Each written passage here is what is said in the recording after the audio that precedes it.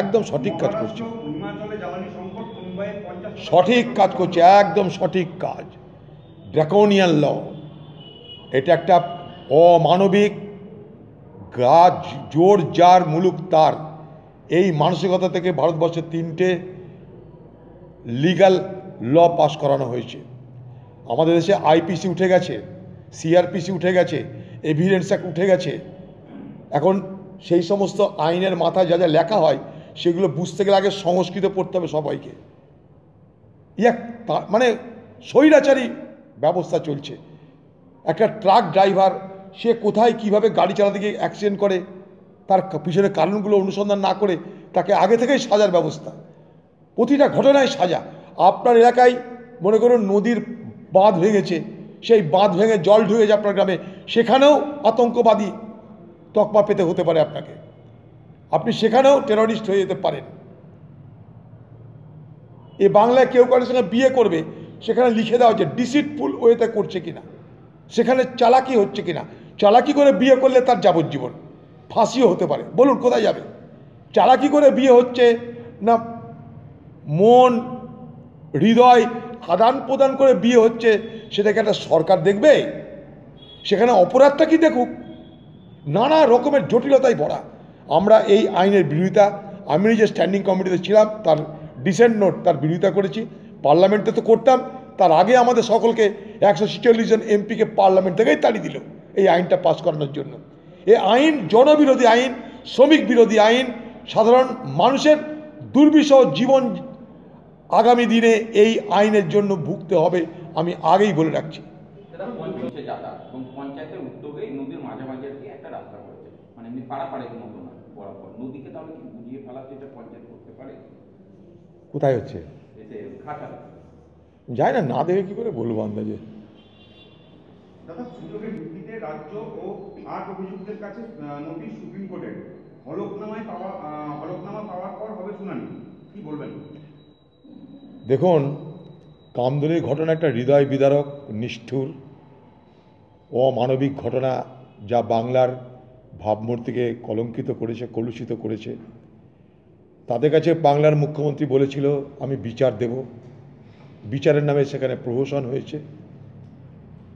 বিচারের নামে প্রহসন বলতে আমি কথা বলছি না যে বিচারপতিরা তারা প্রহসন করেছে, কিন্তু সেই বিচারপতিদের কাছে নির্দিষ্ট তথ্য প্রমাণ অভিযোগ থাকা সত্ত্বেও পুলিশের পক্ষ থেকে পশ্চিমবঙ্গের তৃণমূল সরকারের নির্দেশে সেই সমস্ত তথ্য প্রমাণ না দেওয়ার কারণে সেই সমস্ত অভিযুক্তরা কিন্তু আজকে বাইরে ঘুরে বেড়াচ্ছে। অর্থাৎ দিদি প্রমাণ করে দিলেন পশ্চিমবঙ্গে যে একজন মহিলাকে ধর্ষণ করে তাকে খুন করেও আরামসে বাইরে নিশ্চিন্তের জীবনযাপন করা যায়, তার শাস্তি হয় না।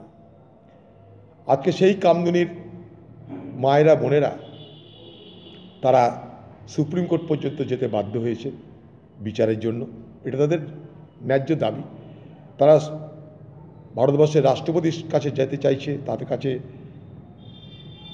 দর্শনের জন্যে, তার সঙ্গে সাক্ষাৎ পাওয়ার জন্যে তারা আপ্রাণ চেষ্টা করছে।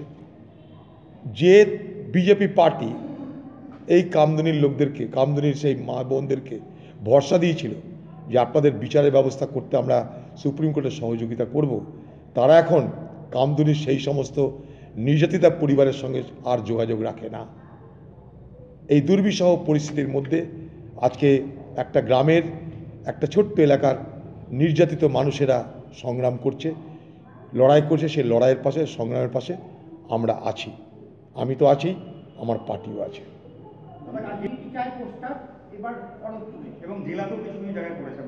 কি করবো? আমাকে কি করতে হবে তার জন্য? আমার কিছু বলাই না, কিছু গুরুত্বই নেই আমার কাছে, কি বলতে যাবো? এটা আমার কাছে কোনো সাবজেক্টই না। আর এর আগে দিয়ে বললাম আমাদের মুখপাত্ররা আছে, কোথায় কী হচ্ছে আমি কি সব খবর রাখি নাকি? পশ্চিমবঙ্গ নিশ্চয়ই। হ্যাঁ, दीदी আসেন এখানে, ওখানে मोदी है तो मुमकिन है, এখানে दीदी है तो और भी मुमकिन है, उससे मोदी से ज़्यादा मुमकिन हो सकते हैं। এখানে এইটাই হবে, চুরি করো, লুট করো, খাও। আবার তারপর জ্ঞান শুনতে হবে আমাদেরকে, কি নাকি মায়ের মাংস খাবে যদি চুরি করে থাকে। আমরা এই কথা বলছি না যে নিয়োগে চুরি করেছো কিনা, আমরা বলছি তোমার 17টা হোটেল হয়েছে কিনা খোঁজ নিয়ে দেখো। আমরা বলছি নবীন প্রবীণের যে লড়াই, সে লড়াইয়ের স্ক্রিপ্ট তৈরি হচ্ছে বিজেপির দপ্তর থেকে। যেদিন থেকে খোকাবাবু দিল্লিতে ইডির দপ্তরে হাজিরা দিয়েছিল, মনে করে দেখুন 9 ঘন্টা তাকে জিজ্ঞাসাবাদ করা হয়েছিল, তারপরের দিন থেকে পাল্টি খেয়েছে খোকাবাবু, কংগ্রেসের বিরোধিতা শুরু করেছে। আগামী দিনে অবাক হবেন না এই খোকাবাবু যদি বিজেপির প্রজেক্টেড চিফ মিনিস্টারের মুখ হয় বাংলায়, অবাক হবেন না, অ্যাডভান্স বলে রাখছি। তাই ইডি সিবিআই খোকাবাবুর প্রতি চুপ, চুপ মানে চুপ। নবীন প্রবীণে যে লড়াইয়ের গল্প দেখছেন আপনারা, এটা বিজেপির তৈরি স্ক্রিপ্ট অনুযায়ী বাংলায় চলছে। 1300 মোবাইল কিনলো বিজেপি, মানে হ্যাঁ, তা তো দেবে, ওরা তো জানে এটা। ইভেন্ট তৈরি করো, হ্যাঁকে না, নাকে হ্যাঁ, সত্যকে মিথ্যা, মিথ্যাকে সত্য, কালোকে সাদা, সাদাকে কালো, ইভেন্ট তৈরি করে প্রচারে ওরা নিশ্চয়ই গিয়েছে। মানুষকে ধোকা কী করে দেওয়া যাবে তার জন্য প্রতি মুহূর্তে তাদের ল্যাবরেটরিতে পরীক্ষা নিরীক্ষা চলছে, ধোকা দেওয়ার ল্যাবরেটরি। সেই যেগুলো প্রচার করতে গেলে তো মিডিয়া দরকার, মোবাইল দরকার, ঘরে ঘরে মোবাইল দিবে যদি সরকারের খাজনা থেকে দেওয়া যায়। শুধু মোদির কথা প্রচার করো। এদেশে মোদি প্রথম, মোদি শেষ। মোদির আগে এদেশে কেউ ছিল না, মোদির পরেও কেউ থাকবে না। মোদির আগে এদেশে কেউ কিছু ভাবেনি, মোদির পরেও কেউ ভাববে না। এদেশে স্বাধীনতা মোদি এনে দিয়েছে। 71 সালের ইন্দিরা গান্ধী কিছু করেনি, পাকিস্তানকে মাজা ভেঙে দিয়ে বাংলাদেশ গঠন করেছিল, কেউ কিছু করেনি। জওহরলাল নেহরুর নেতৃত্বে, রাজীব গান্ধী, লাল বাহাদুর শাস্ত্রী, বল্লভভাই প্যাটেলের নেতৃত্বে যে ভারতবর্ষের মানুষ দুবেলা খেতে পেত না, আজকে সেই ভারতবর্ষের বিজ্ঞানীরা চাঁদ, শুক্র, মঙ্গল অভিযান করছে, কারোরই কোনো তো অবদান নেই। এক ধোঁকাবাজির, জালিয়াতির, এক পরিকল্পিত, সুসজ্জিত, প্রচারিত পার্টির নাম বিজেপি পার্টি। ঠিক একইভাবে বাংলাতেও তারই প্রতিফলন আমরা দেখতে পাচ্ছি। বেশ করছে ট্রাক চালকরা, বেশ করছে ট্রাক চালকরা। আমি সেই আন্দোলনের পাশে আছি, আমরা তাকে সমর্থন জানাই। ক্ষমতা থেকে চলে গেলে রাজ্য ছাগলের 3 সন্তান হয়ে যাবে, রাজ্যের 3 নম্বর সন্তান হয়ে যাবে। দেখুন, আমরা কাউন্টার আর কি করব, তাদের দলের মধ্যে থেকেই সুদীপ বাবুর কথার কাউন্টার হচ্ছে। রাজ্য সম্পর্কে কিরকম বলা যায়? দেখুন, কি বলা যায় না বলা, এগুলো তৃণমূলের কাছে বলে লাভ নাই। সুদীপবাবু যেটা বলছেন তার দলের মধ্যেই তার প্রতি বিরোধিতা হচ্ছে, এক। 2 নম্বর কথা হচ্ছে যে এ রাজ্যের একটা ঘটনায় কেউ মুখ্যমন্ত্রী হয়ে গেছে। এই রাজ্যে কি আরো মুখ্যমন্ত্রীরা ছিল না? বলুন তো দেখি। স্বাধীনতার পর যখন লক্ষ লক্ষ উদ্বাস্তুদের স্রোত এ বাংলায়, শিল্প নেই, রুটি নেই, রুজি নেই, খাবার নেই, কে বাঁচিয়েছিল বাংলাকে? বিধানচন্দ্র রায়। একটা দুর্গাপুর শিল্পনগরী করেছিল, কল্যাণী, উত্তরবঙ্গ বিশ্ববিদ্যালয়, সল্টলেকের মতন সিটি, কাদের অবদান? হলদিয়ার ভাবনা, সব বিধানচন্দ্র রায়ের অবদান। তখন দেশের ব্যাংক কোনো লোন দিত না, সেদিন দেশে কোনো বেসরকারি পুঁজিপতি ছিল না। আজকে আমাদের দিদি আদানি আম্বানির পায়ে পড়েও কোনো শিল্প আনতে পারছে না। সেদিন বিধানচন্দ্র রায় উদ্বাস্তু বাঙালিদেরকে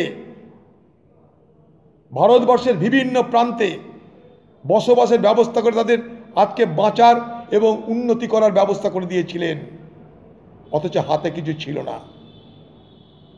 দিদির মতো নাটক করেননি তিনি। তাই আমাদের নাট্যকার চিফ মিনিস্টার চাই না, আমরা চাই মানুষের জন্য দরদ দিয়ে, ভাবনা দিয়ে, ভালোবেসে সেবা করার মুখ্যমন্ত্রী। এখানে চামচাবাজির প্রতিযোগিতা চলছে। দিদির দলের পুরনোরা কে কত বড় দিদির দাসত্বগিরি করতে পারে তার প্রতিযোগিতা চলছে। তাই সিনিয়রদের এক ধরনের বাতেলা, জুনিয়র খোকাবাবুর দলের আরেক ধরনের বাতেলা, নবীন প্রবীণ। গোটা তৃণমূল দল এক পচা সয়াবিন। তৃণমূল দলের ভবিষ্যৎ বাংলা মানুষ দেখতে পাচ্ছে। আজকে আছে, কালকে থাকবে না। কালের নিয়মে তৃণমূল এ বাংলায় তার ইনিংস সমাপ্তি করবে। দেখা গেছে মঞ্চ থেকে সুব্রত বক্সী ক্রীড়াদাকে আক্রমণ করেছেন কুণাল ঘোষ, অন্যদিকে অর্জুন সিং এবং সোমনাথ শ্যামের গন্ডগোল চলছেই। জেলাতেও এক নেতা আর এক নেতা। আমি তো আগেই আপনাদেরকে খুব স্পষ্ট করে বলেছিলাম, তৃণমূল দলের অন্তর্দ্বন্দ্বের দীর্ণ, দুর্নীতিতে আচ্ছন্ন,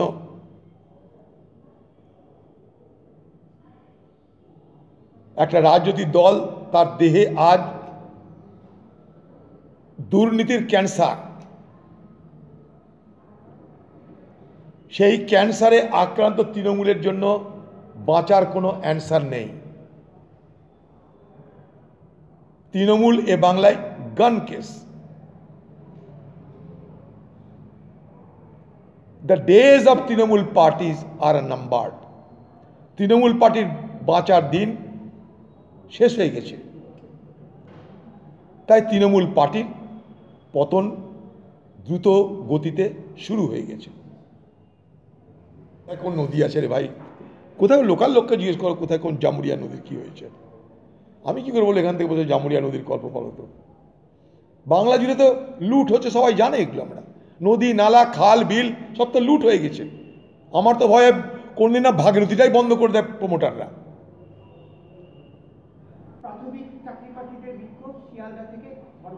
ভালো তো, এখানে বিক্ষোভ ছাড়া তো কিছু হবে না। আর বঞ্চিত মানুষের লাইন দিনের পর দিন বাড়ছে।